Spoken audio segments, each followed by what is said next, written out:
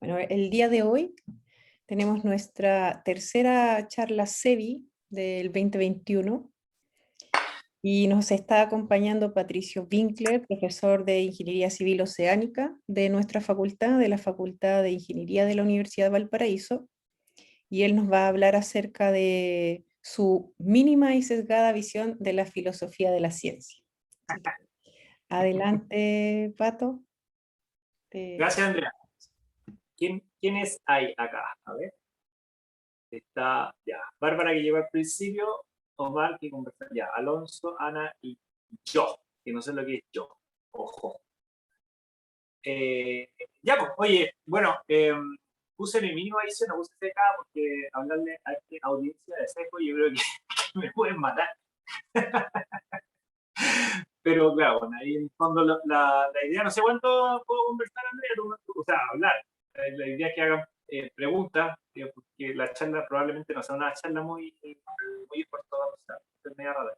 Pero si quieren interrumpir, ¿cuánto tiempo tengo? Aproximadamente 45 minutos. Está bien. Ah, ya. Bueno, Ujú. tú me vas diciendo, porque tengo la charla con bloque. No, Adelante. no pasamos Ujú. al último. Si nos Ya, pasamos un poquito más también está bien. ya, perfecto. Eh, Oye, solamente si quieren poner las cámaras, me gustaría ver si es que hay reacciones. Solamente estoy mirando aquí a la Andrea y a mí, que es una lata. Una lata, verme a mí. Ya, oye, Omar bueno, ahí le gusta poner su cámara.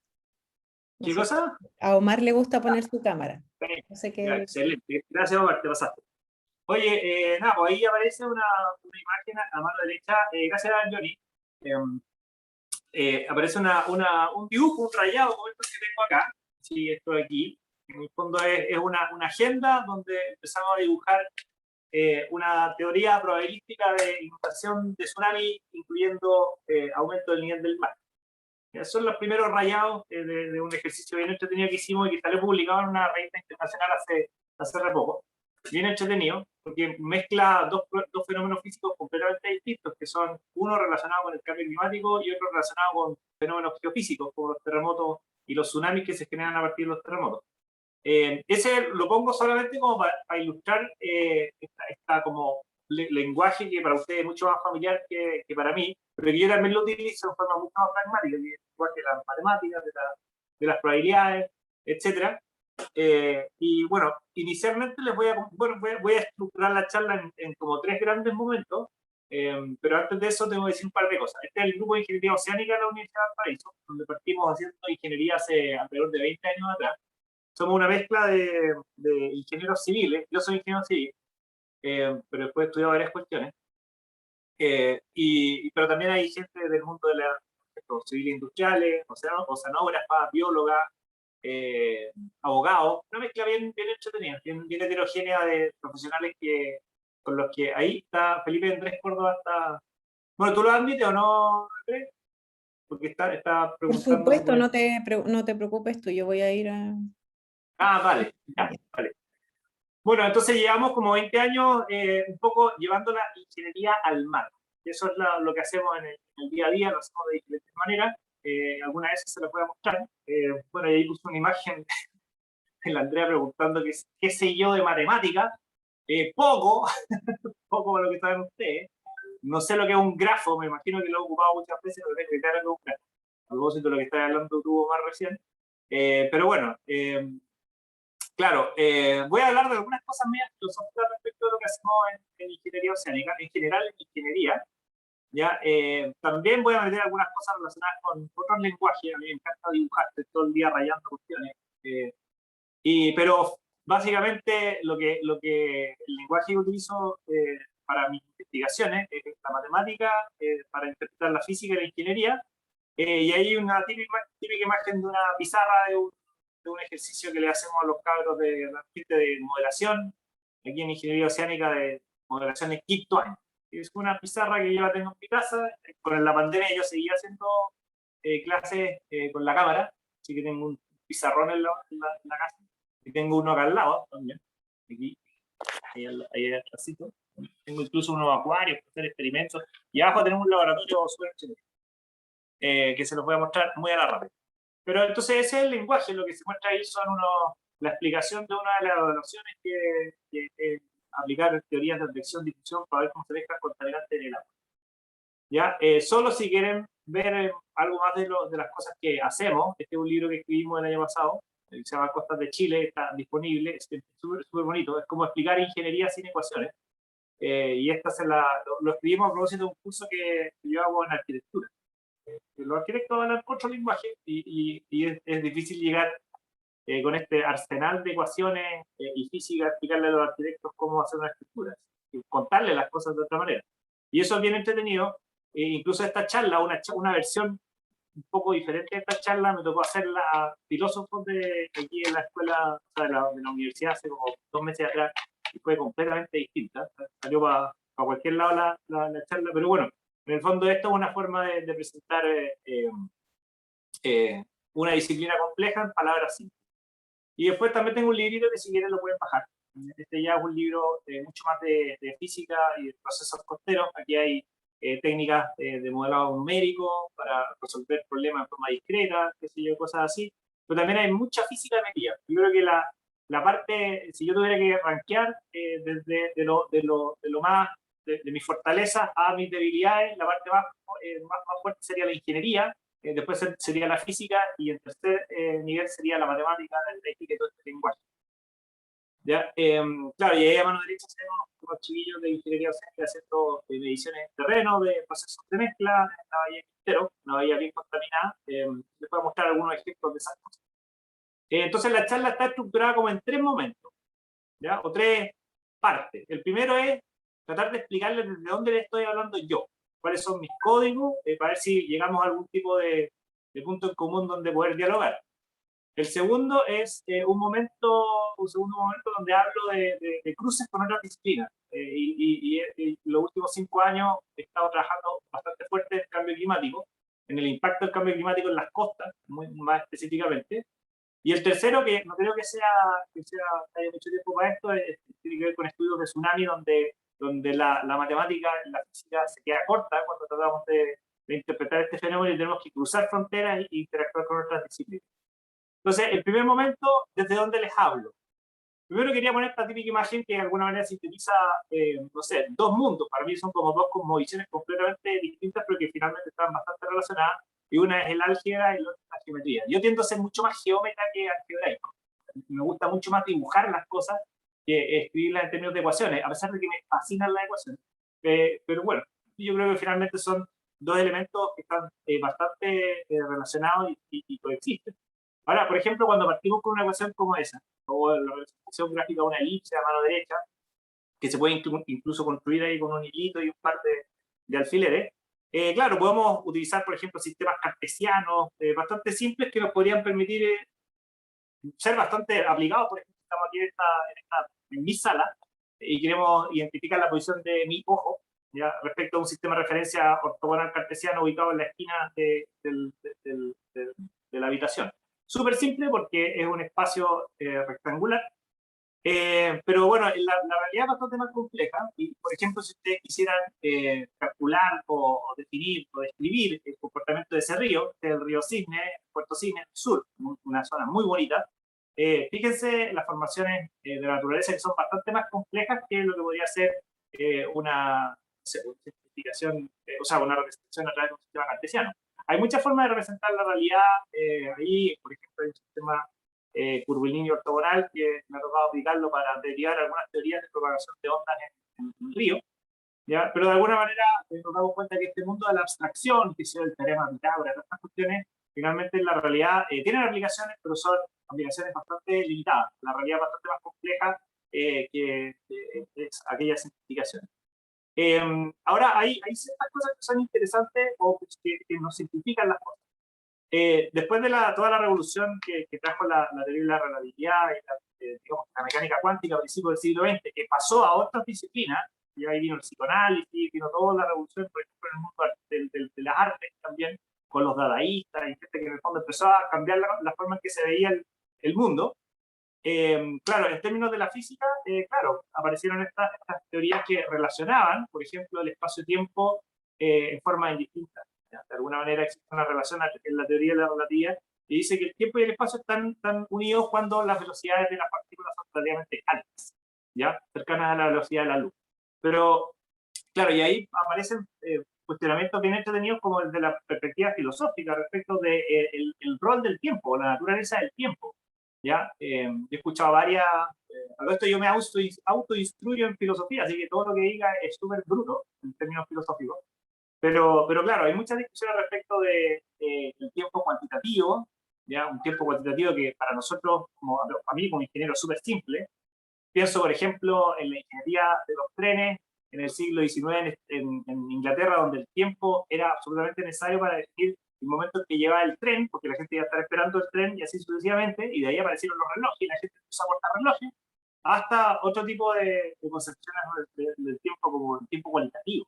El tiempo cualitativo es el que uno experimenta en el día a día, que no necesariamente es un tiempo lineal, no necesariamente es progresivo, puede ser subjetivo, sobre todo cuando uno lo analiza desde la perspectiva de los recuerdos, ¿ya? Entonces hay muchas preguntas súper entretenidas respecto de este tipo de cosas que en el fondo son complejas, pero en el mundo de la mecánica de fluidos, que es donde me muevo yo, afortunadamente, se simplifica. La mecánica de fluido es el estudio de los fluidos, y los fluidos son sustancias o materiales que tienen la propiedad de que fluyen. Entonces uno puede tomar, por ejemplo, no sé, tirar miel en una superficie y poner la superficie en forma inclinada y esa miel va a fluir. Básicamente es una contraposición a los sólidos. Yo puedo poner un sólido dentro de una superficie inclinada y no necesariamente va a fluir. Puede que se quede estático o puede que ruede, pero en términos de sólido rígido probablemente no se deforme mucho. Así que los sólidos y los líquidos son muy distintos, y los líquidos pueden ser gaseosos, estar en estado gaseoso o en estado líquido.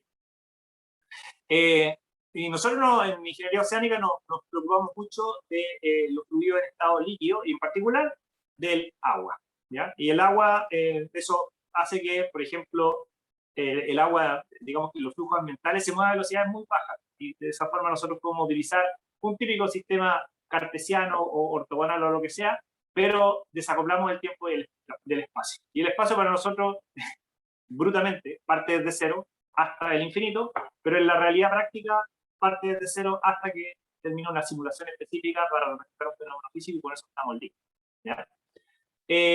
Así que, de alguna manera, la mecánica que hacemos nosotros, la mecánica de fluidos, es bastante más simplificada que la mecánica cuántica o la mecánica de altas velocidades, la mecánica de los átomos o la mecánica de la gran escala espacial. Ya estamos bien acotados.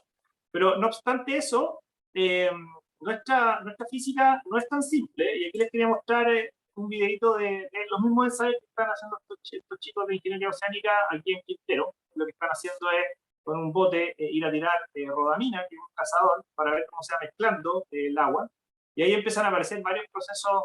Esa rodamina no es inocua, no es tóxica, y lo que se ve ahí es primero hay muchas cosas pasando, vienen las olas de arriba para abajo, voy a repetir el video. No se ven muy bien las olas, pero vienen desde arriba para abajo, están a alta velocidad, ¿ya? Y esos son procesos mecánicos, propagación de energía. Las olas son propagación de energía, ¿ya? Pero también hay corriente. Si se fijan en la esquina inferior izquierda, ahí aparece una descarga de agua caliente de una central termoeléctrica, ¿ya? Que además experimenta todos estos procesos turbulentos, muy entretenidos. La turbulencia es una de las cosas más simpáticas que hay, o más desafiantes en términos de interpretar física. Entonces tenemos cosas como las olas que les decía recién, pero también tienes corrientes inducidas por una descarga, y las mismas manchas de rodamina están experimentando lo que se llama la advección, que es el movimiento por la presencia de la corriente, pero también difusión. ¿Ya? Difusiones que crecen en tamaño, o sea, las manchas se distribuyen en el espacio en virtud de la turbulencia ambiental, por la misma turbulencia que pueda tener la descarga esa que tiró el botecito. Entonces, aquí hablamos de sistemas caóticos que se relacionan esencialmente con ciertas ecuaciones, las ecuaciones de Navier-Stokes o algunas derivadas de ellas, en términos específicos, términos no lineales asociados a la fricción o a la fricción. ¿Ya? Todas estas cosas son cosas que nosotros modelamos de alguna manera para poder entender esa física. Les voy a contar cómo lo hacemos, ¿ya? Tanto desde la perspectiva de la modelación en laboratorio como a través de ecuaciones y modelos numéricos. Solamente para explicarles por qué se generan estas descargas. Aquí voy a poner de nuevo esto. Lo que se muestra ahí son unos tubos que están chupando agua fría, ¿ya? Para mantener la temperatura en una termoeléctrica, y a mano izquierda aparece esta descarga de agua caliente que viene del proceso de refrigeración de la planta, ¿ya? Ahora, ¿por qué pasa eso? Y este es un video que explica de una manera muy simple cómo funciona una termoeléctrica o una central nuclear. Existe un combustible, en este caso eso es una velita abajo, y la velita está quemando el esperma y con eso genera un flujo de aire. Ese flujo se eleva simplemente por diferencia de temperatura, ¿ya? Baja la densidad, aumenta la temperatura, baja la densidad, ese flujo se eleva, ¿ya? Y lo que hace es transformar su energía cinética en una energía mecánica rotacional de esa hélice que hay arriba. Por eso se mueve. Una termoeléctrica funciona análogamente.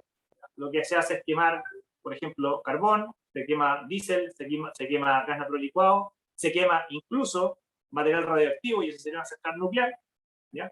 Y ese proceso es exotérmico, o sea, genera calor. Y si uno tiene todo este aire caliente siendo conducido dentro de una planta, lo que hay que hacer es sacarle ese calor porque la planta va a terminar fundiendo. Entonces, por eso en las termoeléctricas se chupa agua del mar y se descarga agua, digamos que a mayores temperaturas, y eso tiene impactos ambientales, ¿ya? Nosotros aquí en Oceánica hacemos mucho análisis ambiental de los impactos de este tipo de instalaciones en el mar. Ya por lo demás, la misma normativa, y aquí los llevo a una cuestión súper real. En Chile existe un sistema que se llama Sistema de Evaluación Ambiental, donde los proyectos tienen que pasar por este tipo de análisis y estudios para evaluar los impactos y eventualmente mitigar sus consecuencias. Así que esto es real y pasa todos los días. Ahora, ¿cómo lo analizamos? Bueno, ahí está André, mis cabros chicos, hace mucho tiempo atrás.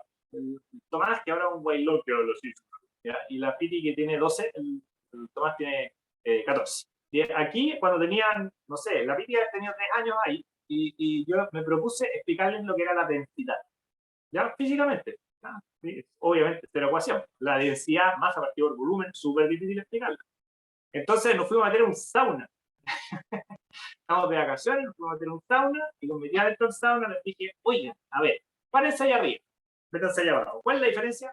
Oye, arriba está más caliente, abajo está más frío. Eso lo cacharon. Y después les pregunté, ¿y ustedes qué creen que sería más pesado, el aire arriba o el aire de abajo?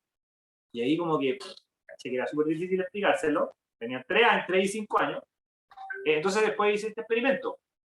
Entonces el experimento es como, yo tengo varios experimentos con ellos, algunos filmados en Facebook, súper entretenidos. Entonces les puse agua, miel y aceite de forma separada, y yo les hice a ellos hacer el experimento. Pero tratar de anticipar, a través de una hipótesis, qué es lo que iba a pasar cuando se mezclaran esos fluidos. Entonces les ponía la miel, el agua y el aceite en los mismos vasitos, ¿ya? Y primero les hacía que sintieran el peso del vaso, están todos al mismo nivel, ¿ya? Para entender cuál era más pesado que otro. Y después ya los mezclaba. Inicialmente, cuando, por ejemplo, el aceite se mezcla con agua, son invisibles, no se mezclan. Simplemente existe una interfaz entre los dos, pero aparecen las gotitas, esta cuestión se mezcla, es súper complejo de explicarlo. Es un proceso en el fondo no es mezcla, pero son dos fluidos invisibles.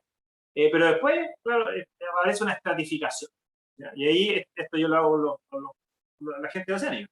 Ahí se ve claramente la estratificación vertical en función de la gravedad, dada por la diferencia de densidad entre 3 fluidos. ¿Ya? Y después empezamos a tener cositas, como el corcho, el agua, pero siempre así como, ya, oye, Pili, tírate el tomate. ¿Dónde creéis que va a caer el tomate? ¿Sí? Hagan una inferencia. Tienes una hipótesis. ¿Sí? ¿Para arriba, sí, para abajo? ¿Va a salir volando del agua? ¿Se va a ir al fondo? ¿Va a quedar entre medio?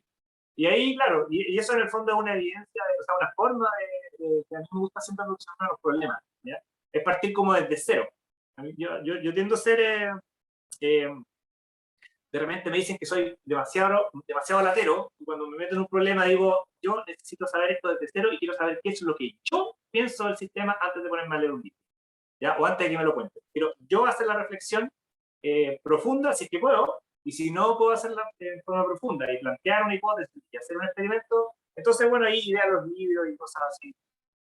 Entonces, por ejemplo, estos son ejercicios que ya se hacen, lo hacemos en modelación. Es un ejercicio de quinto, cuarto o quinto, donde arriba se están viendo procesos de energía. Y el ejercicio es súper simple, no necesitamos un tremendo laboratorio para hacer esto. Entonces, arriba a la mano izquierda, estamos analizando el proceso de difusión. ¿ya? Y es un disco Petri que te lo voy a comprar en cualquier parte, ¿ya? El disco Petri, visto desde arriba, un papel milimetrado, sistema coordenado cartesiano, y se tira un colorante, que simplemente un colorante de, este parece que es tinta chip, ¿ya? Y a mano izquierda está el agua está fría, y a mano derecha está el agua caliente, ¿ya? El agua. La tinta está a la misma temperatura. Entonces, la idea aquí es hacer análisis de sensibilidad para que entiendan qué es lo que pasa cuando uno vierte cierta sustancia en agua fría o en agua caliente. Y lo mismo puede hacer al revés. Es decir, voy a tratar de mantener la misma temperatura en el disco Petri, pero voy a tirar un contaminante frío y otro contaminante caliente. Y ahí podríamos hacer el ejemplo, contrastar lo que sería la descarga de una desaladora, de una planta termoeléctrica como la que les mostré recién, para que vean en el fondo cómo esa agua caliente se mezcla de manera distinta que como se mezclaría en agua fría, ¿ya? Entonces ahí, claro, voy a repetir de nuevo el ejercicio para que vean que esta cuestión es súper simple. A mano derecha hay mayor temperatura, mayor movimiento browniano, ¿ya? La física es más intensa, está fiebrada esa agua, ¿ya? Y la mezcla es más rápida, ¿ya? A mano izquierda abajo aparece una teoría súper simple, una teoría de difusión bidimensional. Para ello lo puse en coordenadas cartesianas, lo podría haber puesto con coordenadas polares o radiales. Bueno, polares está en el centro del disco métrico, o lo que sea, da lo mismo. En el fondo, el término a la derecha es una difusión, ¿ya? Y el término que en el fondo son flujos difusivos que responden a una física que fue definida por Fick o por Fourier, en el caso de calor, hace, no sé, 300 años, ¿ya? 200 años. Pero claro, entonces está el lenguaje, y aquí se ve claramente arriba la física, abajo el lenguaje matemático que representa, bueno, matemático que representa esa física. Y a mano derecha hay una analogía, ¿ya? Y la analogía está hecha con unos chicos de ingeniería oceánica de nuevo, que están todos alineados en el tiempo 1, y yo les pedí en ese momento de que se bajara una aplicación que les diera en forma aleatoria un número 1, 2 o 3. ¿Ya? 1, izquierda, 2, te quedas ahí, 3, te mueves a la derecha. Y lo sorteas, ¿ya? Entonces en el tiempo 1, todo alineado, sería como la gotita inicial, todo junto. En el tiempo 2, algunos se van a la derecha, otros a la izquierda, ¿ya? Y así sucesivamente, lo que se ve es una difusión de masa, que la experimentan ellos mismos. Y una vez que tú terminas la clase, y puedes hacer un gráfico como el que yo hago ahí a la derecha, ellos entienden en primera persona lo que significa la difusión de masa. Y ahí, claro, la difusión en teoría, si yo tuviera infinitas partículas, seguiría una distribución gaussiana, y la curva gaussiana sería cada vez más ancha y disminuiría su concentración en el centro. Pero bueno, esto es un caso con muy poco n, un n chiquitito, así que no se alcanza a ver muy bien la difusión en forma muy elegante. Pero bueno, eso es son como 3 componentes con las que yo creo que es entretenido jugar cuando estás estudiando un fenómeno físico. Ahora, nosotros hacemos cosas, no sé si se escucha, ¿está con audio? ¿No? Ya, bueno, no importa. Déjame bajarle el audio. Claro, ahí este es el laboratorio que tenemos nosotros en ingeniería oceánica. Nosotros hacemos cosas de ese estilo, pero ya las hacemos en forma más controlada, ¿ya? Entonces tenemos, por ejemplo, ahí hay un canal de oleaje, que lo voy a mostrar más adelante. Ahí está el profe Chico Reyes, el Pancho Monteni, que se fue a Japón, está trabajando en Japón. Y ahí, por ejemplo, un proceso de mezcla controlado, donde tiramos agüita y tiramos estos elementos. Y tenemos cámaras térmicas, por ejemplo, si queremos ver el calor, tenemos cámaras, hay sensores de todo tipo, un tremendo taller entretenido, un garage, para venir a jugar. Y ahí lo que hacemos es física, ¿ya? Es interpretación física de estas cuestiones. Están súper invitados si quieren hacer memoria, lo pasamos súper bien. Y además que es de la facultad. Ahí se ve el canal, ¿ya? A mano izquierda arriba está el canal, tiene 15 metros de largo, tiene 1,8 metros de 1,5 metros de alto y 1,1 metro de ancho.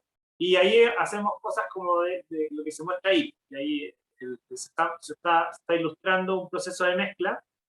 ¿Ya? Ahí abajo acabo de poner el videito donde lo que hacemos es hacer un procesamiento de imágenes.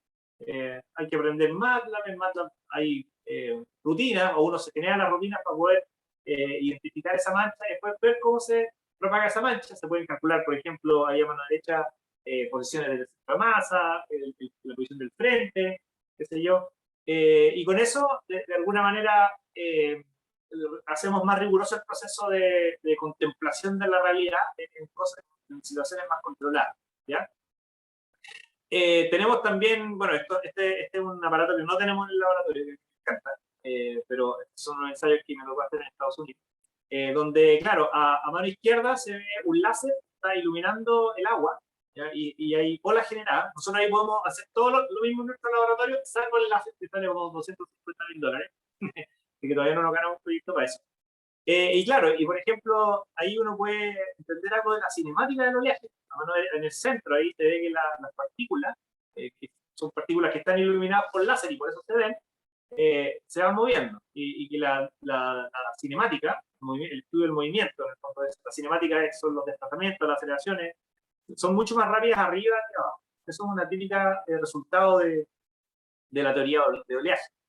Y a mano derecha hay un procesamiento a través de técnicas de procesamiento de imágenes que utilizan correlaciones, FFT y todas esas cosas, para poder ver, por ejemplo, cómo es el flujo alrededor de una estructura, ¿ya? Y ahí se ven los vórtices, se ve el flujo yendo de izquierda a derecha, y se ve la zona de relativa sombra generada por esta estructura, y muchos vórtices que se van calculando a partir de imágenes como las que hay en el centro.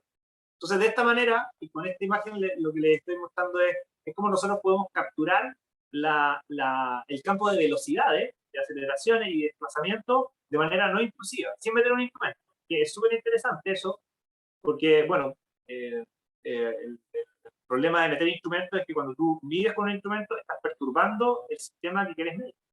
Salvo que sea una forma de percepción remota como la que estamos utilizando acá. Y acá hay otro ejemplo parecido, pero aquí volvemos de nuevo a los procesos de mezcla. Esto también es un trabajo que me tocó hacer en algún momento, donde se ve una mancha, y ahí la mancha viene de un chorro, en un canal, y aquí a mano derecha aparece algo más ahí, no corre. No sé qué va. No, se supone que esa cuestión se mueve, y ahí algo se mueve. Claro, y ahí lo que estamos capturando son varias imágenes y viendo la dinámica del flujo en tiempo. Y a partir de eso podemos, por ejemplo, llegar a resultados como el que hay en la esquina inferior derecha, donde se ve cómo va a ser en promedio la descarga de, por ejemplo, una tubería con el contaminante en el agua. Si nosotros entendemos esa física, después vamos a ser capaces de definir restricciones a esas descargas, o hacerlas más eficientes desde la perspectiva de la ingeniería. Ahora, hay otras cosas que también son esenciales a la mecánica fluido, que nos sacan de supuestos que aplican en otras físicas. Por ejemplo, lo que se muestra ahí es un dibujito que yo lo tengo en el libro, donde se muestra el comportamiento de, por ejemplo, la densidad, si yo tuviera la posibilidad de medirla con un volumen de control, donde mido la densidad, capturo un fluido y mido la densidad, desde que ese elemento es muy chiquitito, ¿ya? Cuando estamos en el mundo discontinuo de las moléculas, ¿ya? Yo puedo tener un elemento muy chico y de repente viene una molécula y la densidad aumenta, entran dos, aumenta más, salen las dos, la molécula se va a cero. Entonces, cuando estoy en ese mundo, variables como la densidad no tienen mucho sentido, ¿ya? Porque la densidad obedece a lo que se llama la mecánica de medios continuos, que sirve, por ejemplo, para analizar los sólidos, los edificios, qué sé yo, no sé, por el comportamiento del aire en esta pieza o los fluidos. Y después cuando uno va al tamaño de estos elementos, de esta vez, el tamaño del volumen con que yo estoy sampleando, cuando ya el volumen empieza a ser muy grande, un volumen que cubriera desde aquí, desde mi oficina hasta Quintero, ya empieza, claro, la densidad empieza a ser variable, depende mucho de cómo vayan pasando los frentes de baja presión y cosas por el estilo. Entonces, nosotros nos movemos en un mundo de la mecánica fluido, la ingeniería oceánica más específica, más costera, donde la densidad es relativamente constante, ¿ya? Y además utilizamos mucho estas técnicas también que son técnicas que nos permiten pasar de un mundo continuo, por ejemplo, el mundo de las derivadas, a un mundo discreto, por ejemplo, de las diferencias finitas, de los volúmenes finitos, de los elementos finitos, de qué sé yo, no sé, técnicas numéricas para resolver esa física compleja de resolver en la realidad, ¿ya?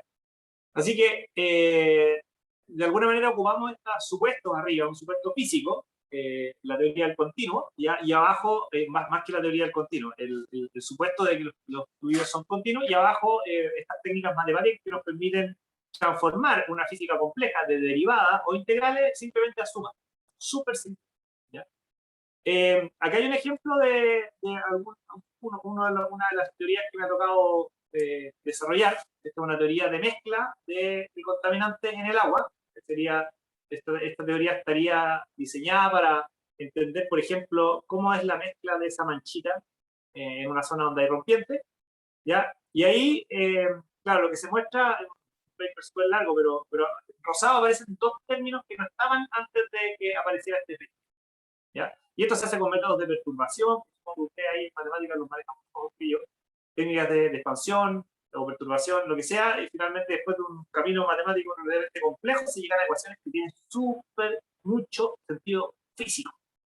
Y lo que yo pongo ahí en los puntos rosados son como para explicar o hacer el contraste de cómo las teorías, cómo la ciencia avanza, ¿ya? La ciencia, hay diferentes formas de analizar esto. Yo no soy filósofo de la ciencia, pero la ciencia tiene como, a ver, como dos vertientes de pensamiento. Una que dice que la ciencia avanza incrementalmente a partir de la contribución pequeña de de investigadores que hacen un pequeño pasito adelante, ¿ya? O cambios violentos que se dan cuando hay aportes paradigmáticos, como por ejemplo lo que estamos hablando recién, la mecánica cuántica de Einstein, perdón, la teoría de la relatividad de Einstein, o lo que hizo Galileo en su tiempo, o lo que hizo Darwin en su tiempo, o no sé, ¿ya? Entonces, y esos son saltos cuánticos donde de alguna manera hay que replantearse la física previa para poder explicar cosas que esas teorías anteriores no son capaces de explicar. Yo soy del primer grupo donde me toca hacer avances incrementales, porque el segundo grupo está reservado para los genios, los gallos que aparecen una vez cada X años y nos revolucionan, ¿ya? Entonces, esos dos simbolitos, esos dos términos adicionales, simplemente son, siguiendo esta línea de crecimiento incremental de la ciencia, dos términos adicionales que se suman a una física fundamental que ya era comprendida previo a la generación de CPI. Yo creo que la mayoría de las personas que trabajamos en la universidad, al menos chilenas, trabajamos así como en esa forma. Vamos empujando poquitito, de repente vamos a llegar a algo más interesante, ¿ya? Este tipo por ejemplo, de ecuaciones, lo que les mostré recién es una ecuación de advección-difusión, tienen que tener una resolución en algún tipo de sistema. Y lo que se muestra aquí es lo que yo les enseño a los chicos de quinto, el curso de modelación, la implementación a través de diferencias finitas de la ecuación anterior. Y ahí hay, qué sé yo, sistemas matriciales, hay que hacer mucha factorización, ¿ya? Esta no es la matemática elegante que probablemente les toca saber ustedes, sobre todo en el pregrado, supongo. Esta es una matemática súper bruta, aplicada y orientada a resolver el problema. O sea, resolver la ecuación diferencial, que es la ecuación de gobierno de una física, sometida a ciertas condiciones iniciales, otras condiciones de borde, en un dominio espacial, con un dominio en el tiempo también, y ciertos parámetros que representan ese proceso. ¿Ya? Eso es como el paquete de cosas que hay que resolver, finalmente se hacen así, ¿ya? Y eso te permite hacer simulaciones, volviendo al mismo ejemplo que les mostraba anteriormente. Aquí a mano izquierda aparece la física, ¿ya? De esa mancha moviéndose en el canal. Hacia abajo aparecen diferentes fotos en el tiempo de cómo será moviendo esa mancha, advección-difusión. Y el proceso físico que se ve en el canal es 3D. Y en el centro, y a mano derecha, aparecen modelos numéricos, ya en realidad más que modelos numéricos, vamos a llamarles modelos. Ecuaciones de gobierno, de advección-difusión, tanto en dos dimensiones verticales como en dos dimensiones horizontales, y en rosadito aparece lo que está calculando esa ecuación con sus debidas limitaciones. Entonces, si se fijan, la física real es turbulenta. ¿Ya? Ahí aparece, de hecho, hay vórtices, se empieza a mezclar esta cuestión, y los otros son modelos mucho más simples, simplificados, sin incorporar turbulencia. Se podría incorporar la turbulencia, un poquito más complicado, hay que resolver más sistemas de ecuaciones en forma simultánea. O sea, un sistema de ecuaciones bastante más complejo en forma simultánea, pero podríamos tratar de rescatar la física de la izquierda. Ahora, el modelo más simple, el de más a la derecha, un modelo que te puede correr en un par de segundos, ¿ya? Pero si empiezas a incorporar una segunda dimensión, las matrices que se están resolviendo, que tienes que factorizar, integrar y resolver, empiezan a ser de más dimensiones, mucho más complejo el cálculo, y eventualmente, si se considera también turbulencia, tienes que meter más ecuaciones para resolver justamente esa física. Y la cosa empieza a ponerse media endemoniada, ¿ya? Lo importante al final es saber qué es lo que está resolviendo y qué representa la variable, la función objetivo que quiere resolver, que en este caso sería la concentración. La concentración de la ecuación de la derecha es muy distinta que la del centro y es muy distinta que la concentración que hay a mano izquierda. ¿Ya? Y esa reflexión es un poco difícil de transferirla cuando estás en el pregrado. Es difícil asimilar estas cosas inicialmente. Bueno, pero siempre la reflexión siguiente, a mí me gusta mucho este gráfico, lo tengo en versiones mucho más sofisticadas. De hecho, tengo una versión para fluido, pero esto es para estructuras, que al final las estructuras son medios continuos también, son sólidos. Las ecuaciones son diferentes, sutilmente diferentes, pero claro, aquí lo que se muestra por la izquierda es el buque y hay diferentes modelos según el grado de complejidad que uno quiera implementar en el modelo y que van a responder a diferentes preguntas. Y eso también es súper interesante, es súper necesario entender. ¿Ya? Yo puedo tener un modelo ultra, mega, hiper sofisticado para resolver una pregunta simple y lo que voy a estar haciendo es matar moscas con escopeta. Aquí me voy a comprar una escopeta para matar una mosca y puedo comprarme, no sé, un mosquitero o una de esas cuestiones para mosca de plata. Pero si yo quiero resolver algo bien complejo, voy a necesitar un modelo complejo. Entonces, súper práctico. Si yo quisiera, por ejemplo, calcular el desplazamiento del techo ya, de ese edificio a través de un modelo numérico simple, como en una dimensión, este modelo acá, el primero, simplemente podría asumir de que todo el piso está concentrado en un nodo y todas las columnas ya se concentran en un palito vertical, que vendría a ser la suma de todas las rigideces que te dan esas columnas a nivel de piso. ¿Ya? Y el circulito concentra toda la masa. O sea, al final es un sistema muy parecido a la masa resorte, la ley de Hooke, súper simple. ¿Ya? Y con ese con ese modelo, que en este caso tiene 6 nodos, cada nodo tiene un solo movimiento, o sea, son 6 ecuaciones simultáneas que hay que resolver, ¿ya? Puedes resolver una pregunta simple que, yendo a la práctica más bruta de todas, te permitiría responder si es que ese edificio cumple con la norma de diseño sísmico de edificios, la NSH 433 del Instituto Nacional de Normalización, que te dice que los edificios no se pueden mover infinitamente en el techo. Hay una cuota máxima. ¿Sí? Entonces, con un modelo simple puedes responder esa pregunta. Ahora, por ejemplo, si tú fueras ingeniero estructural y te dicen, mire señor, usted tiene que diseñar para que cuando venga un terremoto 8 no se rompan los vidrios. ¿Ya? Entonces, tú dices, ¿me interesa saber cómo se mueve todo el piso? ¿O me interesa saber cómo se mueve, digamos, que el contorno del vidrio para ver si se rompe? Entonces, para eso tengo que ir a un modelo, por ejemplo, un modelo bidimensional.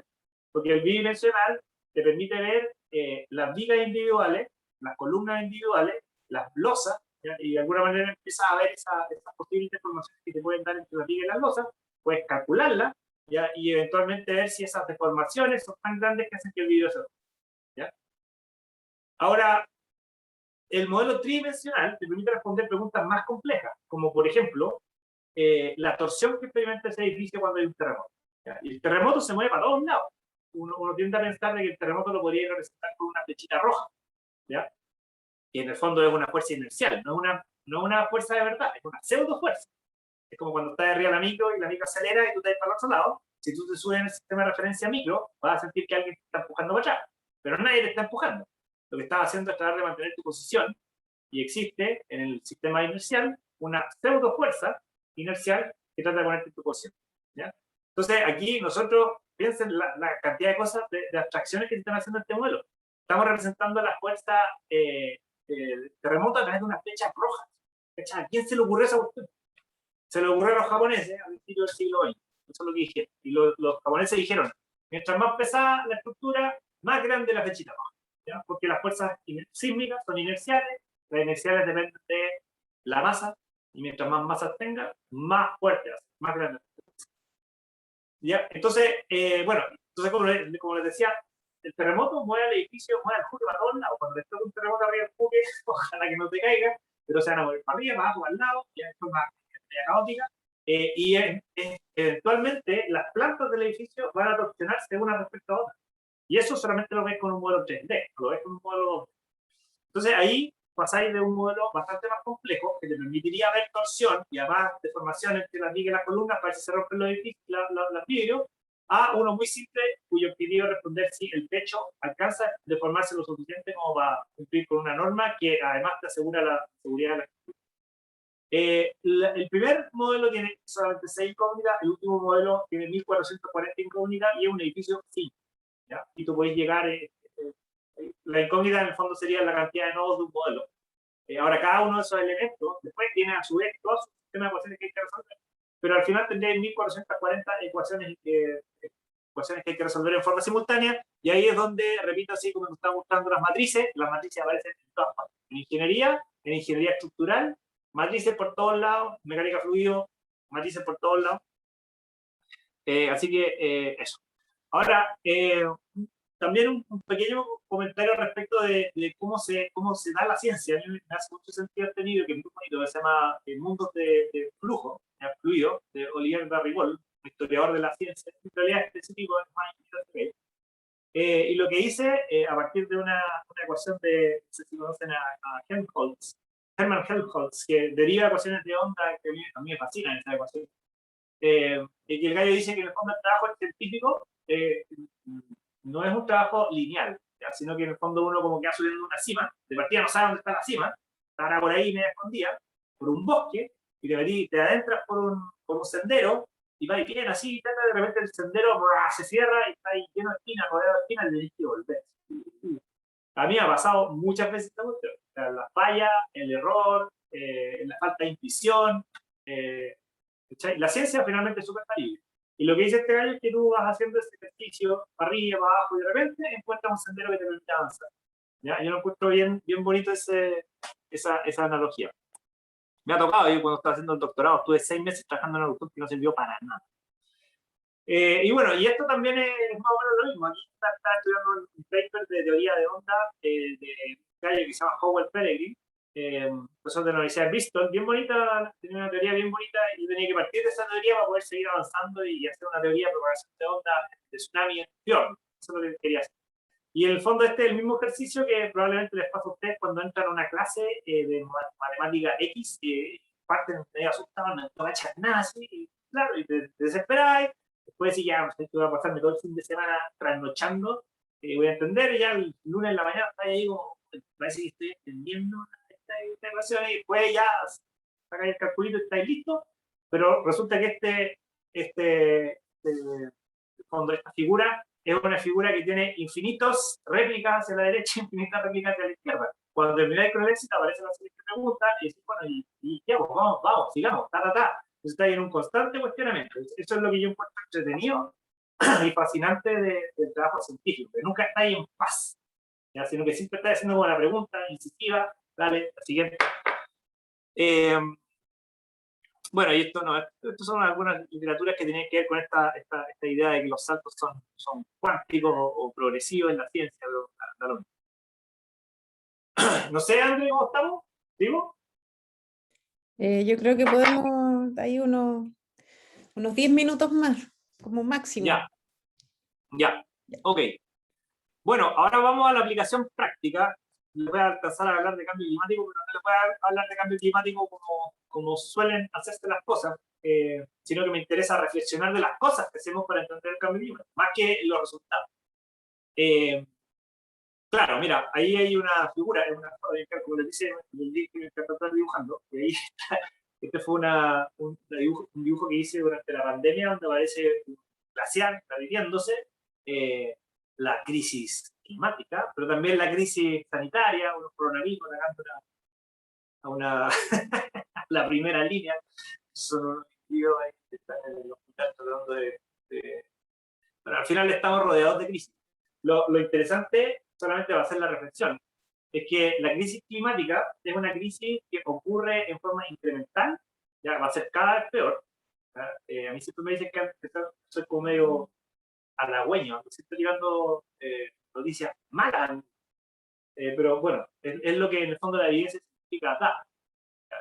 La crisis climática como decía, es una crisis que va a ser incrementalmente cada vez más compleja de sobrellevar, y la crisis del coronavirus es una perturbación muy rápida, una fluctuación es un extremo dentro de esta evolución en el tiempo de diferentes cosas, y todas van coexistiendo, ¿ya?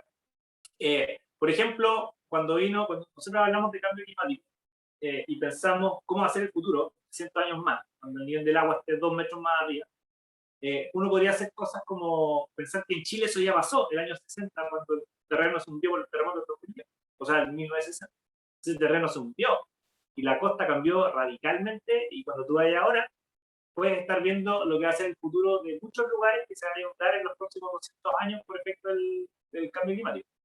Son procesos lentos del cambio climático, pero la analogía con el caso del coronavirus es que también tenemos procesos súper rápidos en la naturaleza, como los terremotos, que también nos generan este tipo de fenómenos raros. ¿Ya? Al final estamos rodeados de crisis todo el rato. Lo interesante es que el cambio climático, que usualmente, bueno, primero que el cambio climático es el cambio del clima, y el clima es el comportamiento medio del tiempo, el tiempo atmosférico, usualmente el tiempo atmosférico. El tiempo atmosférico, levanto el dedo aquí, lo pongo acá afuera, tantos grados de temperatura, tanta velocidad del viento, etc. Ya, ese sería el tiempo. Ahora, si tú tomas esas variables y las calculas, ¿ya? O las analizas en una escala de tiempo usualmente superior a 30 años, ya entonces empieza a tener un análisis de lo que es el clima. ¿Ya? Todo lo que sea bajo el clima es meteorología en el corto plazo. La meteorología y el clima estudian las mismas variables, pero la meteorología la estudia en corto plazo, días, donde se pueden entender los procesos físicos y se pueden resolver los procesos físicos, y el clima analiza a mayor escala. Entonces, el cambio climático es el cambio de ese clima. Y cambios han existido siempre. ¿Ya? Es cuestión de pensar que hace 4.600 millones de años esta Tierra era un pedazo de piedra caliente, erupciones volcánicas por todos lados, el clima atmosférico era completamente distinto. ¿Ya? Y siempre ha habido esos ciclos, el cuestionamiento, que no es cuestionamiento, sino que la ciencia ha llegado a la conclusión, por un porcentaje de certidumbre altísimo, de que el impacto del ser humano en el cambio climático, o el cambio climático antropogénico, ser humano, génico de génesis, de nacimiento, de origen, es el responsable de lo que tenemos, lo que está ocurriendo desde el inicio de la revolución industrial. Entonces, el cambio climático antropogénico es el que nos preocupa, porque está haciendo que todos los procesos que han ocurrido siempre sean mucho más rápidos, ¿ya? Y que los sistemas puede que no sean tan rápidos como para reaccionar, ¿ya? Hay temas relacionados también con la evolución de las especies, Darwin, toda esa línea de pensamiento más biológico, de evolución biológica, claro, que te dice que se necesitan muchas generaciones para que, por ejemplo, no sé, una especie cambie su constitución, ¿ya? Y cuando tenemos un cambio climático que ocurre a alta velocidad, rápidamente, puede que muchas especies no alcancen a desarrollar sus capacidades adaptativas para hacerlo, ¿ya? Entonces ahí vienen cuestionamientos que cruzan la física con la biología, pregunta bien entretenida. Y la otra cosa es que la atmósfera es una capa que tiene como 800 metros de longitud, es como ir de aquí a La Serena y vuelta más o menos, pero al final la mayoría de las cosas de la atmósfera pasan en los primeros 10 kilómetros. Los primeros 10 kilómetros no es nada, pues si yo aquí estoy en Valparaíso, cerca del Puque, si yo tomo 10 kilómetros y los abato en horizontal, llego a Viña.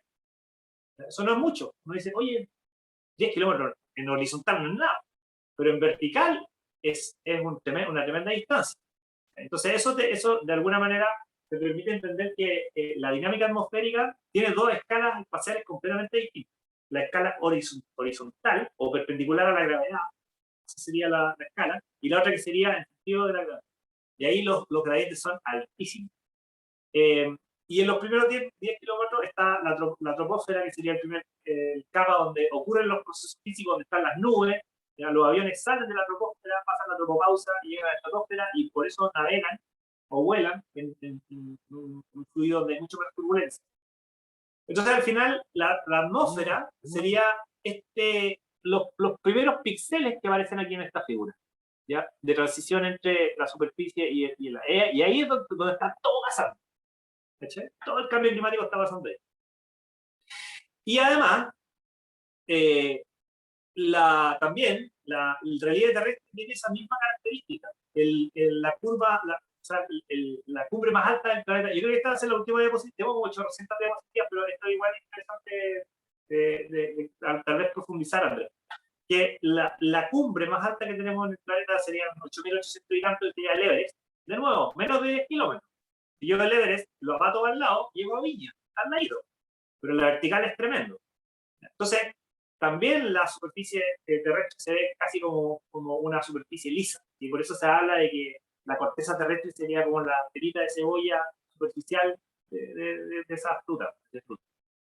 Y además, a través del ciclo hidrológico existe una vinculación directa entre lo que ocurre en la atmósfera y lo que ocurre en el agua, en el mar. Están completamente asociados. ¿Ya? El ciclo hidrológico, evaporación de agua en el mar, llega a la atmósfera, después precipita, escurre a través de las cuencas y llega a donde se produce.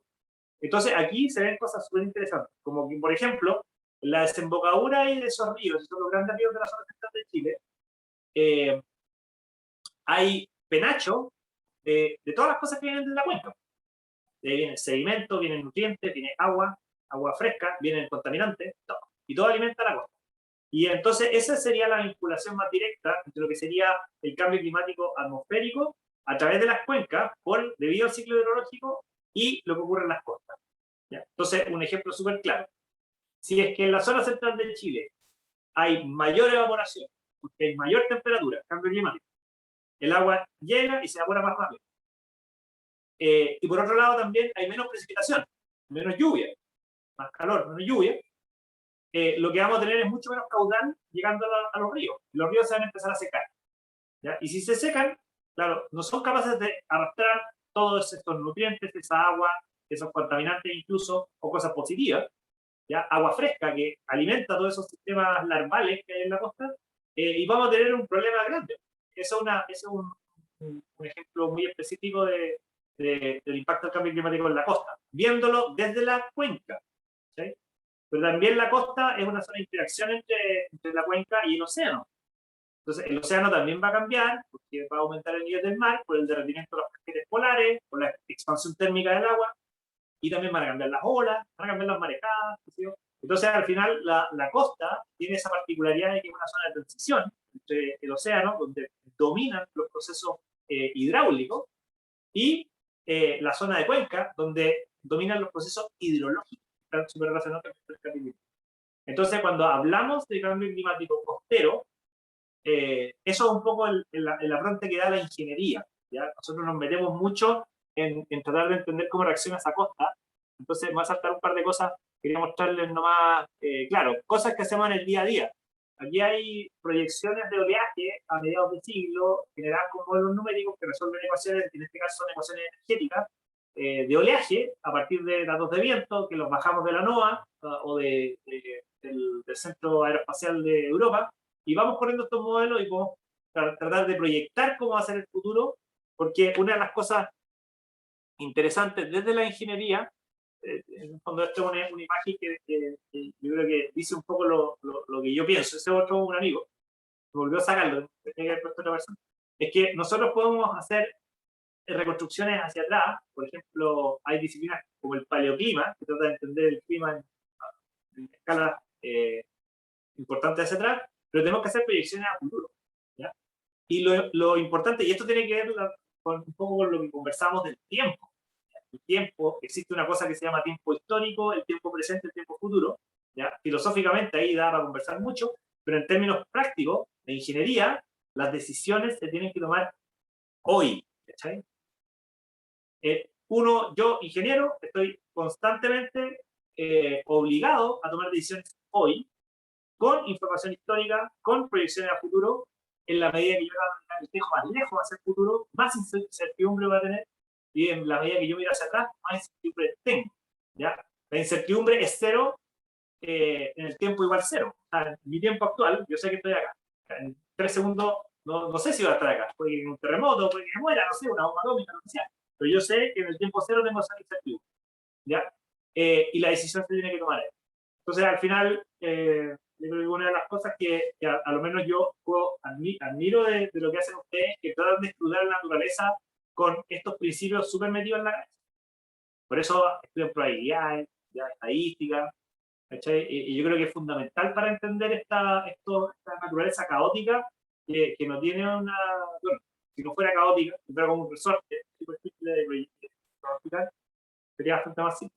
Así que, bueno, no sé, tengo N diapositivas, pero dejémosla atacar nomás, porque ya está chato. Eso. Bueno, vamos primero, te vamos a dar un aplauso. Yo estoy representando, ustedes pueden poner sus manitos, sus deditos hacia arriba, sus aplausitos. Muchas gracias, Pato. ¿Tienen alguna consulta los y las estudiantes? Pueden ir levantando la mano. Creo que quedamos con muchas preguntas, todos. Mira, la charla está hecha para eso. Vamos, aquí tengo a Omar, que está levantando su mano.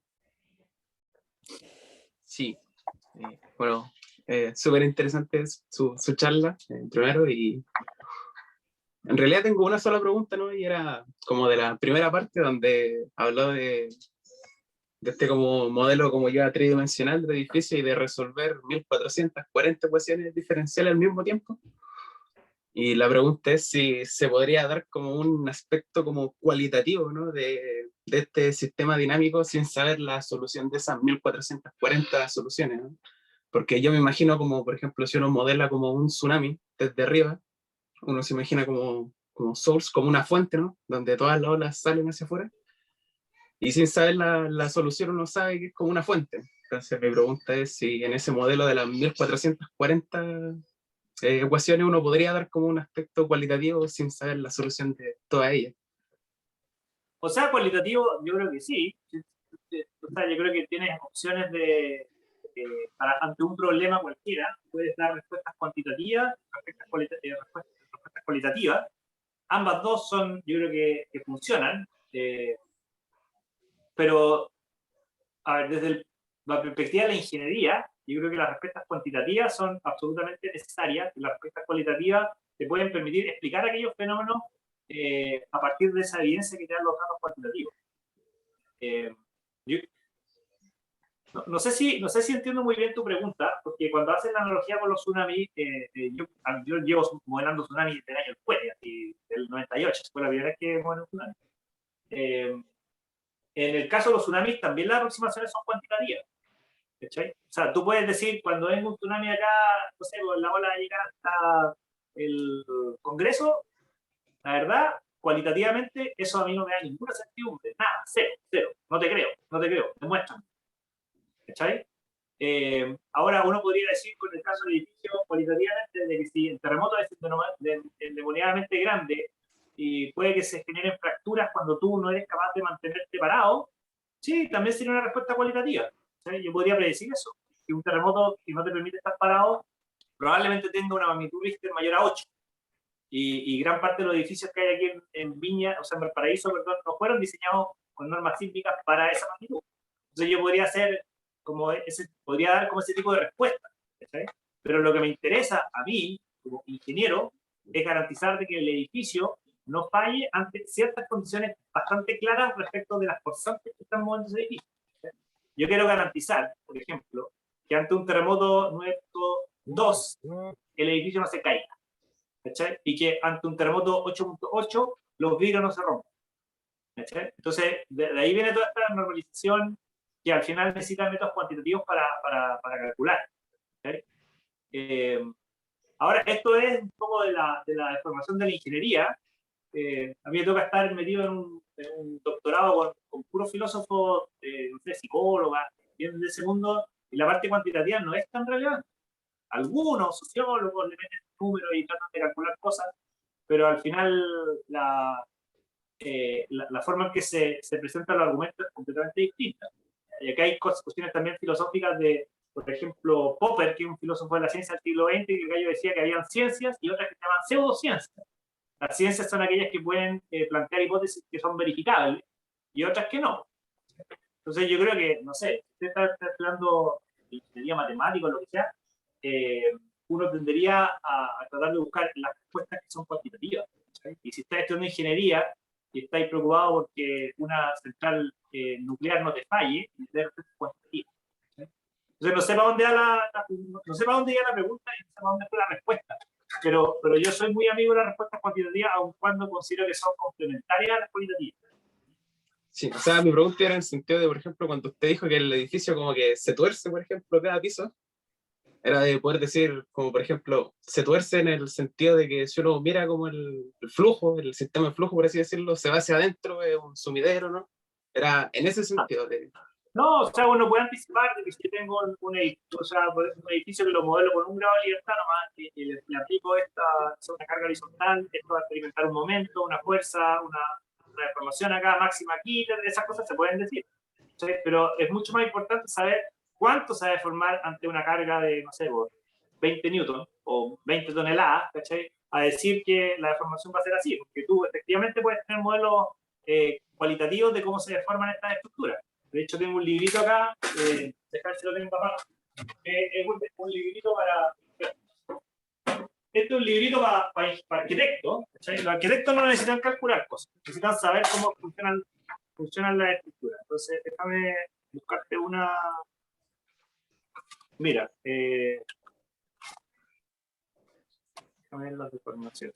Mira, por ejemplo, esto supongo que es lo que estáis buscando. ¿Cachai?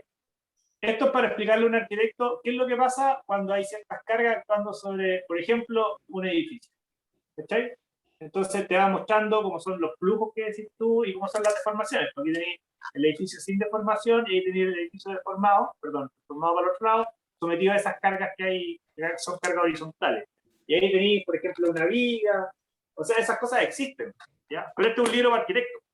¿Cachai? No es un libro para ingeniero. El ingeniero te tiene que meter a echar a calcular. ¿Cachai?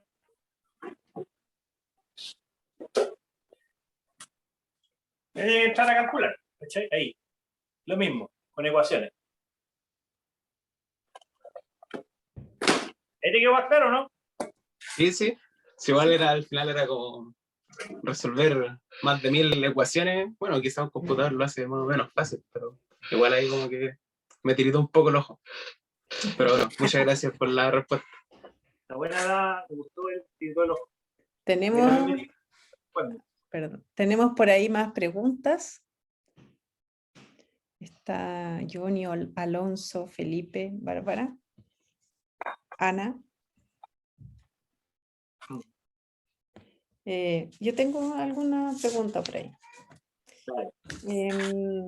No sé si no sé cómo formularla, pero algo anoté. ¿Ya? En la primera parte, cuando estaba hablando de los procesos de mezcla, mencionaste algunos modelos. ¿Ya? Y mi pregunta va un poco hacia los modelos. La charla SEBI anterior tuvimos a Marilyn que hace neurociencia computacional. Y ella nos contaba que, claro, a partir de datos, ellos intentan mejorar o crear modelos, ¿cierto? Que modelen el cerebro. Eso en palabras muy básicas te lo estoy diciendo. Y mi pregunta apunta hacia lo siguiente. ¿Hay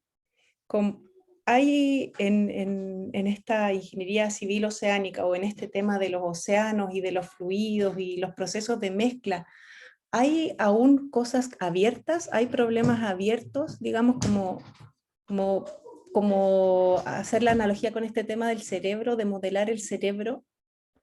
O sea, Sí, falta aún cosas por modelar y un poco yo creo que como... sabemos tan poco, es que sabemos tan poco que a la cantidad de cosas que hay que tratar de entender son infinitas. Infinitas. No sé qué tipo de infinito, de acuerdo a Cantor, lo que decía la otra vez Electro. No sé qué infinito, pero son infinitas. Y además, o sea, mira, lo que pasa es que tenéis que pensar que el océano, ¿cachai? El océano cubre el 70% de la superficie, bla, bla, bla, pero dentro del planeta hay un medio hemisferio, que es la mitad de un hemisferio, que es el que está acá al frente, y llega hasta Japón al otro lado, donde pasan puros procesos físicos sobre los cuales tenemos re pocas mediciones, tenemos modelos, pero los modelos sirven solamente cuando son validados, calibrados y validados por las mediciones. Entonces hay muchas cosas que no sabemos. Hace, por ejemplo, 10 años atrás, de tsunamis sabíamos prácticamente nada en Chile, ahora sabemos un poquitito. De cambio climático sabemos muy poco, sobre todo considerando un sistema caótico. ¿Cachai? Entonces lo que ocurre es que las preguntas empiezan a ser cada vez más complejas, y yo lo he visto desde que entré a la universidad. Yo entré a la universidad en 2004, y hacíamos unas preguntas que yo las miro en retrospectiva y digo, oye, pero esa cuestión era así como el paleolítico. Y ahora estamos metiéndonos con cuestiones que son bastante más complejas, modelos de cambio climático, tratar de proyectar, predecir el futuro, cáchate, porque eso es como bien, eh, se volvió la palabra, soberbio, bien soberbio, pero claro, no, simplemente lo que ocurre es que tú empiezas a hacer esas proyecciones, por ejemplo, si estamos hablando de cambio climático, y las vas contrastando con los resultados, y vas mejorando tu sistema, entonces de alguna manera tú puedes hacer asimilación de datos para hacer mejores predicciones, y esa cuestión va a ir siempre incrementándose, empiezas a tener información satelital, por ejemplo, para los terremotos tenemos GPS, y los GPS están empezando a ser cada vez más masivos. En el futuro, yo creo que de aquí a, por ejemplo, esto lo conversaba con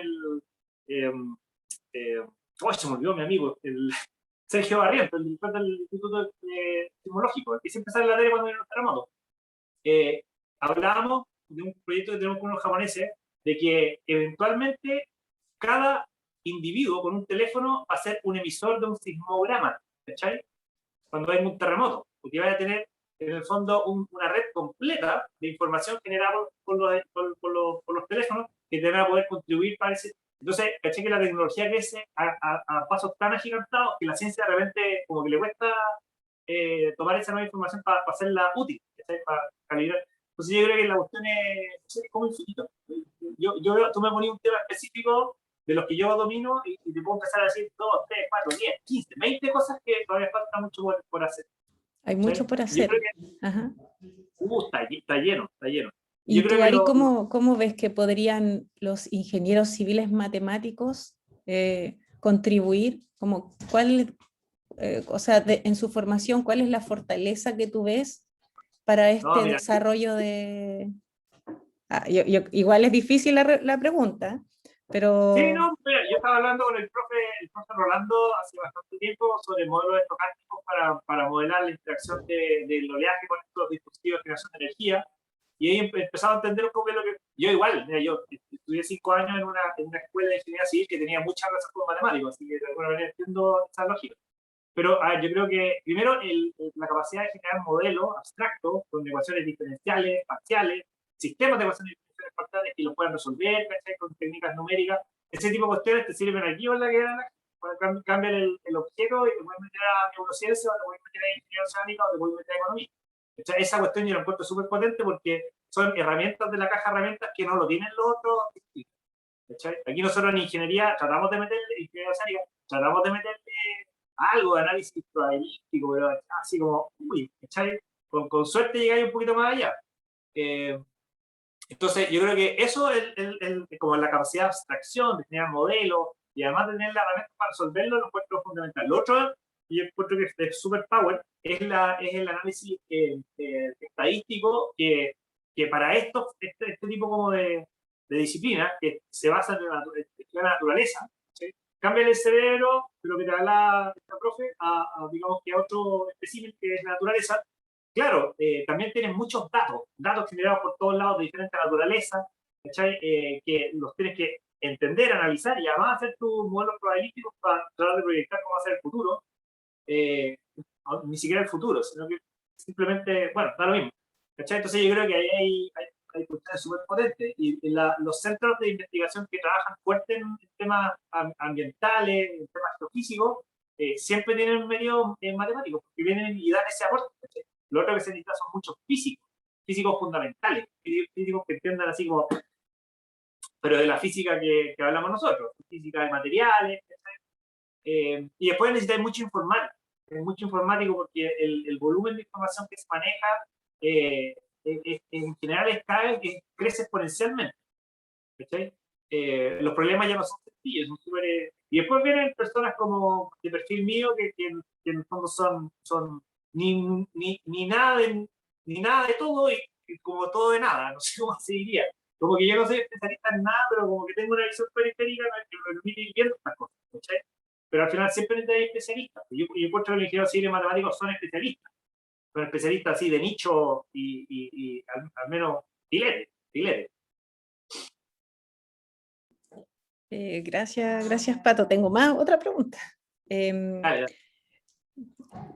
con respecto a lo que estaba hablando del cambio climático, ¿qué pasa con el tema de desalinización del agua? De desalinización yo creo que es una pregunta Sí, súper general, pero tú sí, dijiste que uno de los problemas que se iba a dar era, claro, que ya los ríos no traen agua y no va a poder haber esta especie de ciclo que se debería generar en condiciones normales. claro. ¿En qué Sí, va mira, como el estudio de desalinización y si eso en algún momento puede como ayudar a parar el cambio climático o es algo no, o muy sea, pequeño? sí, o sea, en el fondo es una medida de adaptación. Tú cuando hablas de cambio climático tienes dos tipos de medidas, la mitigación y la adaptación. La mitigación, en el fondo, es la reducción de los gases invernaderos en la atmósfera, que se puede dar porque simplemente estás emitiendo menos o porque estás capturando, por ejemplo, plantando bosques. Eso sería la mitigación, puras emisiones. Y después viene adaptación. Adaptación es, dado que existe cambio climático, y estamos hasta el cogote, entonces, ¿cómo adaptamos nuestro sistema? ¿Sí? Ahora son adaptaciones a escala de tiempo rápida, porque decía, cuando existe esta adaptación biológica de Darwin, y después existe esta adaptación antrópica, ¿cachai? Que es la que tenemos que nosotros tratar de entender y de hacer. Entonces, la desalación es una medida de adaptación, no una medida de mitigación. Es dado que existe cambio climático y que va a seguir existiendo, entonces, ¿de dónde va a sacar el agua para alimentar a la gente en la zona central? ¿Ya? Ahora, desertificación no se da en todas partes. En la zona central de Chile sí va a haber mayor desertificación. Pero si tú pensás en el sistema planetario cerrado, ¿cachai? Tengo una cierta cantidad de agua. El agua, a diferencia de la onda mecánica, o sea, la onda electromagnética, está ahí confinada. No puede arrancarse. O sea, la onda electromagnética rebota y tiene esas cuestiones, pero el agua está contenida aquí. Entonces, con mayor temperatura, va a haber más probabilidad de que haya más agua en estado gaseoso o en estado líquido. Y menos probabilidad de que haya agua en estado sólido. ¿Sí? Entonces, al final, en algunos lugares va a llover más, en otros lugares va a llover menos. ¿Sí? Pero no es que en todas partes vaya a haber sequía. Solamente en la zona central de Chile se nota claramente que hay una tendencia a la sequía, tanto por reducción de las precipitaciones, aumento de la temperatura, y además tenía el componente antrópico, que es mucho mayor uso del agua, sobre todo de agricultura. ¿Sí? Los partos de Petorca chupan más que todos los que estamos aquí juntos. Y entonces tienen este problema de escasez. Ahora, dado que en el futuro no vamos a tener en la cabecera glaciares, eso eventualmente cuando vengan los nietos de mis nietos, ¿cachai? Las nietos de mis nietos, 150 años más, no va a haber hielo en la cordillera. La cordillera va a ser como la cordillera del norte de Chile, seca, a excepción de un par de volcanes que tienen nieve. Entonces no va a tener ese caudal de cabecera y las lluvias van a escurrir rápidamente, ¿no? No va a tener un reservorio. A todo esto los glaciares son como embalses, está el agua congelada y va dosificando, tirando la política. Entonces tenemos ese problema. Entonces sacar agua, tenemos agua, literalmente agua infinita para el sistema que estamos analizando acá al lado. Tenemos que la desalinización es súper adecuada. En Chile hay alrededor de 22 desaladoras que están funcionando en la actualidad y en el sistema de evaluación ambiental hay alrededor de 20 y tantas más. ¿Ya? Y la cantidad de agua que sacamos del mar se va a cuadruplicar en los próximos 10-15 años. ¿Sí? Pero sigue siendo marginal, súper poco, súper poco.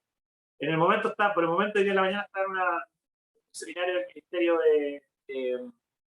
de Agricultura, donde están viendo la posibilidad de, en cuencas como Petorca, La Ligua o Quillota, sacar agua para ese uso, para riego.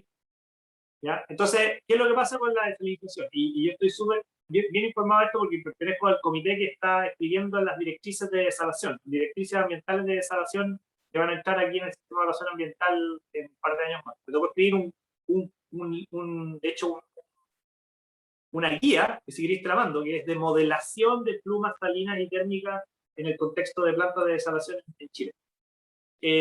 Donde hablo de la modelación, los modelos numéricos. Y bueno, y el tema es que tú, la desalación es sacas agua, ya le sacas la sal de diferentes formas. La forma más eficiente es hacer osmosis inversa, porque tú también puedes evaporar el agua, lo que sea. Y eso lo inyectas al sistema, ¿sí? Que puede ser sistema de riego, puede ser consumo humano, etc. Dependiendo del tipo de uso, la calidad del agua que tienes que sacar. ¿Sí? Entonces, cuando tú haces ese proceso, que en el fondo es un filtrado del agua salada, tienes que volver el agua salada. ¿Ya? Y esa es la parte que yo más bien manejo del problema de la desalación. Y es que en el fondo lo que va a hacer es devolver agua salada dentro de un medio infinito, donde uno inicialmente diría, oye, pero si voy a echar agua salada, que la estoy sacando ahí mismo, y la devuelvo al mismo sistema, y este sistema tiene un volumen infinito, entonces le da lo mismo. Pero el problema es que la descarga es puntual, así que ese aumento de salinidad se da en forma local. Y además, cuando tú sacas agua, el agua viene con organismos. Entonces tenés que echarte los organismos, ¿ya? Porque si no, los organismos van a meterse en los filtros y van a empezar a crecer. ¿Cachai? Es como cuando tú tenías una esponja en la casa, ¿cachai? En la cocina y se empieza a poner negra, y tú decís, oye, ¿por qué está negra? Sé que la voy a botar, voy a poner una nueva. Lo que tenéis ahí son organismos vivos que están ahí, que pueden subsistir ante esas condiciones de detergente o lo que sea. Pasa lo mismo con los filtros de la desaladora, entonces tenéis que clorar, tenéis que echarle cloro, matar a los bichos. Pero si echáis cloro, entonces el cloro contamina el agua, y tenéis que abatir el cloro con hipoclorito de no sé qué cosa, ¿cachai? Y después meterle esta cuestión del sarro, y al final empezáis a meterle cosas, ¿cachai? Dentro de un proceso de una desaladora, y una desaladora finalmente es un compendio de procesos industriales que se hacen al agua para que finalmente el agua salga para consumo humano o de riego, ¿cachai? Y la descarga tiene todas estas otras cosas que estuvieron peleando para sacarle el cloro, meterle el cloro, ¿cachai? En fin. Y esos son los compuestos que pueden eventualmente generar daño, ¿cachai? Daño localizado. Entonces, por el momento, el problema ambiental de la desaladora no es tan complicado porque esas zonas son regiones de sacrificio, se llaman áreas de influencia de una descarga de la desalación, no son muy grandes, estamos hablando del puerto de una cancha de fútbol. ¿Sí? Entonces, si tú pones una descarga ahí en la cancha de fútbol, te serillaste todos los choritos, los picorocos, las algas, los huiros, todo serillado, ¿ya? Pero no es gigantesca, ¿cachai? Es una zona relativamente acotada. Entonces la idea es hacer la ingeniería lo más eficiente posible para que esa zona sea aún más chiquita, ¿ya? Pero siempre va a haber un impacto. Y el problema de la desalación yo creo que tiene que ver con la ubicación de la planta, también de explicar estas cosas, porque cuando hacer una planta desaladora en términos de contaminación e impacto, sacando el bicho, o sea, olvídate de la infraestructura. Los impactos ambientales, si yo sacara la infraestructura, son mucho menores que una represa o que una planta de carbón, ¿cachai? Pero bueno, ya ponen la instalación, pero en una desaladora o en una termoeléctrica también tiene que poner la instalación. Entonces, finalmente, yo creo que hay una cosa también de explicar de que la desalación no es tan dañina como otras actividades paralelas que se tendrían que hacer para tener lo mismo, ¿cachai? O sea, la desalación, alguien te va a decir, oye, vaya a poner una desaladora acá, no te dejo. Ya, perfecto, te la compro, ¿cachai? Entonces, ¿cuál es la alternativa? ¿Poner una represa? Okay. Entonces, ¿cachai? Que tú empezás a comparar relativamente, no absolutamente. Y cuando comparas relativamente a otro tipo de proyectos con tecnologías distintas, empezás a darte cuenta que la desaladora es la solución menos mala, ¿cachai? Y lo que tenemos que hacer, a diferencia de la acuicultura, ¿cachai? Que la acuicultura aquí en Chile se hizo y nos cerillamos los fiordos, porque empezamos a poner salmones por todos lados y con caquita, ¿cachai? Todas esas cosas, es tener las medidas ambientales antes de que venga el crecimiento exponencial, ¿cachai? Que se va a venir porque, no sé, en una generación más se va a armar, en una generación más vamos a estar todo en agua salada. Rico. Oye, yo me tengo que ir. Sí, por favor, muchas gracias. Muchas gracias, Pato. Estuvo súper buena la charla. Bueno, el tema, yo creo que varios quedamos como bien motivados con aprender un poquito más y quizás por ahí alguno te contacta en algún Sí, momento. pues, seguro. Te puedo hablar de otras cosas, otros temas. Hay harto, N, si quieren. Ya, muchas gracias. Te pasaste. Ya, me despido con un aplauso. Ya, que les vaya bonito. Chao, chao. Nos vemos, que estén muy bien. Gracias de nuevo. Chao, chao. Chao, Alonso, Bárbara, Felipe. Chao, Pato. Chao, Andrea. Chao. Chao.